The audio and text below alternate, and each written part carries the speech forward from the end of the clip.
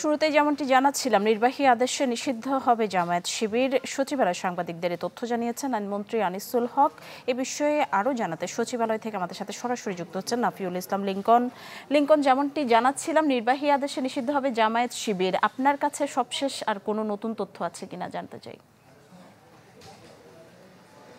নিশি সকালে যখন আইনমন্ত্রী কিছুক্ষণ আগে যখন সচিবালয়ে আসলেন, আইনমন্ত্রীর কাছে সাংবাদিকদের প্রশ্ন ছিল আসলে কোন প্রক্রিয়ায় জামাতকে নিষিদ্ধ করা হচ্ছে। আইনমন্ত্রী বলেছেন যে গতকাল 14 দলের সঙ্গে প্রধানমন্ত্রীর যে বৈঠকটি হয়েছে সেখানে কিন্তু প্রধানমন্ত্রী স্পষ্ট জানিয়ে দিয়েছেন এবং 14 দলের নেতারাও এর পক্ষে মতামত দিয়েছেন।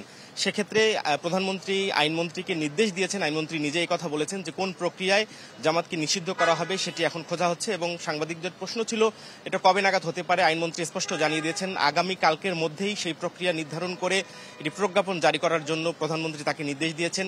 শুধু এখন সময়ের অপেক্ষা, আজ দুপুরের পর অর্থাৎ 2:30 থেকে 3টার মধ্যে একটি স্বরাষ্ট্র মন্ত্রণালয়ের মিটিং আছে। সেই মিটিংয়ে সরকারের উচ্চ পর্যায়ের কয়েকজন মন্ত্রী, প্রায় 5 থেকে 6 জন মন্ত্রী উপস্থিত থাকবেন এবং সেখানে এই আইনি প্রক্রিয়া নিয়ে সিদ্ধান্ত হবে যে জামাতকে কোন আইনি প্রক্রিয়ার মধ্য দিয়ে নিষিদ্ধ করা হচ্ছে। এবং সভাপতির প্রশ্ন ছিল যে গত 10 বছর ধরে তো জামাতকে নিষিদ্ধ করার যে উচ্চ আদালতে যে মামলা চলছে সেটি তো স্থগিত হয়ে আছে, সেটি তাহলে কি নির্বাহী আদেশে না বিচার বিভাগের আদেশে জামাতকে নিষিদ্ধ করা হচ্ছে? তখন আইনমন্ত্রী স্পষ্ট জানিয়ে দিয়েছেন এটি নির্বাহী আদেশেই হচ্ছে। যখন কোনো দলকে নিষিদ্ধ করা হয় এটি আসলে নির্বাহী আদেশই হয়।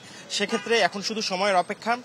আইনমন্ত্রী বারবার বলেছেন যে এটি আগামী কালকের মধ্যেই এটি করতে হবে, কারণ জামাতকে নিষিদ্ধ করলে এই সাম্প্রতিক যে সহিংসতার কথা বলা হচ্ছে সেখানকে স্পষ্ট তিনি বলেছেন জামাতকে দোষী করা হয়েছে এবং জামাতকে নিষিদ্ধ করা হলেই দেশের সহিংসতা এবং শান্তি ফিরে আসবে বলেও আইনমন্ত্রী মনে করেন।